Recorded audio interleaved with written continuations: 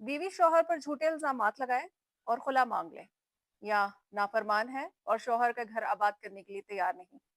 ऐसी सूरत में शौहर बीवी पर कौन सा केस कर सकता है, आज हम बात करेंगे इसी बारे में। हेलो एंड अस्सलाम वालेकुम, this is me Afshar Nasir advocate, और आज हम बात करेंगे इसी टॉपिक पर जहां पर हस्बैंड्स बहुत सी मुश्किलात का शिकार हो जाते हैं। पहली सिचुएशन तो ये है कि औरत झूठे एलिगेशंस भी लगाती है हस्बैंड पर और उसके साथ वो खुला मांग लेती है।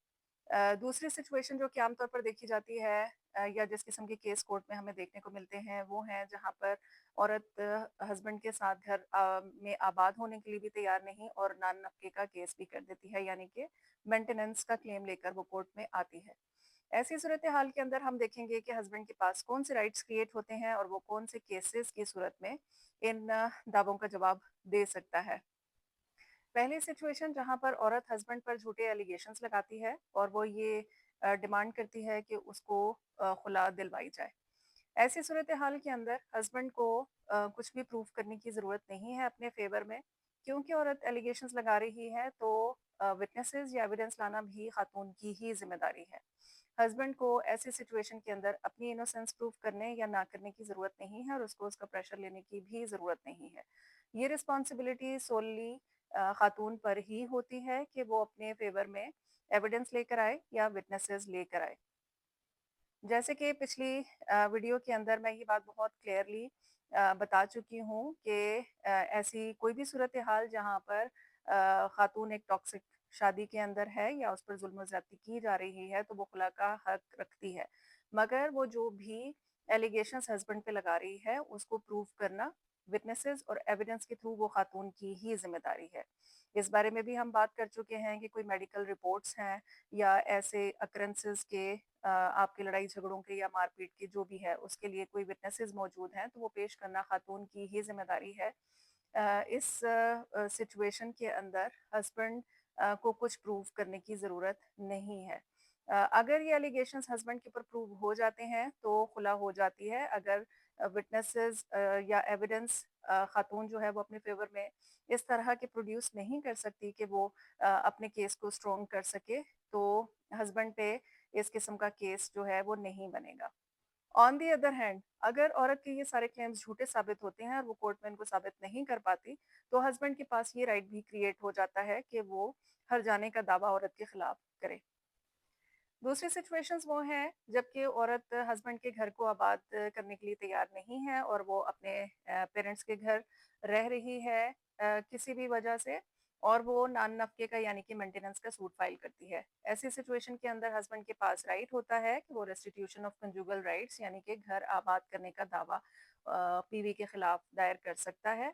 और ऐसी सिचुएशन के अंदर कोर्ट्स दोनों हस्बैंड वाइफ को बिठाकर उनके बीच में रिकंसिलिएशन के दौरान उनके इश्यूज को रिजॉल्व करने की कोशिश करती हैं, और जो भी इश्यूज हैं उनके बाद बीवी को ये ऑर्डर्स कर सकती हैं कि वो हस्बैंड का घर आबाद करे।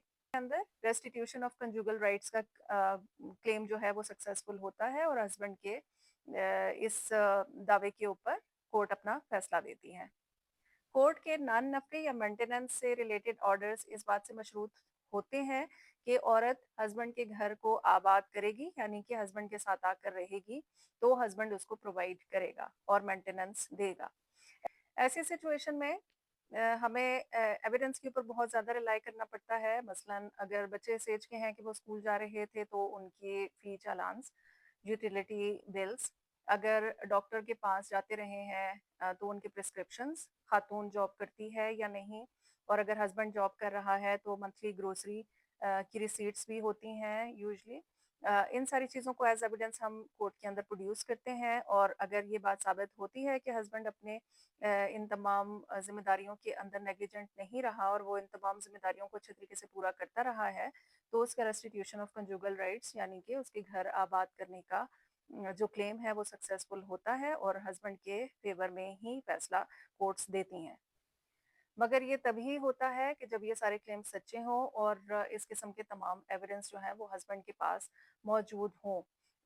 यहाँ ये बात जान लेना भी बहुत ज़रूरी है कि फैमिली केसेस और इश्यूज में कोर्ट्स की सिंपथीज अक्सर खवातीन के साथ ही होती हैं।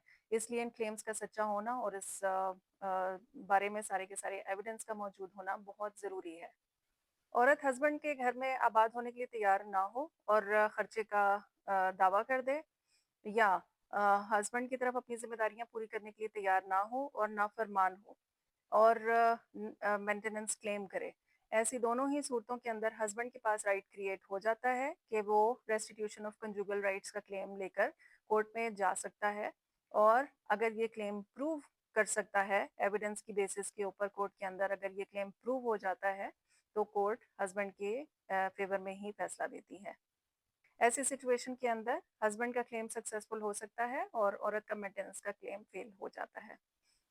इन सारी सिचुएशंस के अंदर जो बात सबसे ज़्यादा अहमियत रखती है वो ये है कि पाकिस्तान में प्रिवेलिंग लॉ क्या है, ख़वातीन के किन हालात के अंदर कौन से हकूक़ हैं और हस्बैंड्स के या मर्दों के किन हालात के अंदर कौन से हकूक़ हैं। इनको जान लेना फ्यूचर में होने वाली बहुत सी परेशानियों से बचा सकता है। Hope you like the video. See you next time. अल्लाह हाफ़िज़।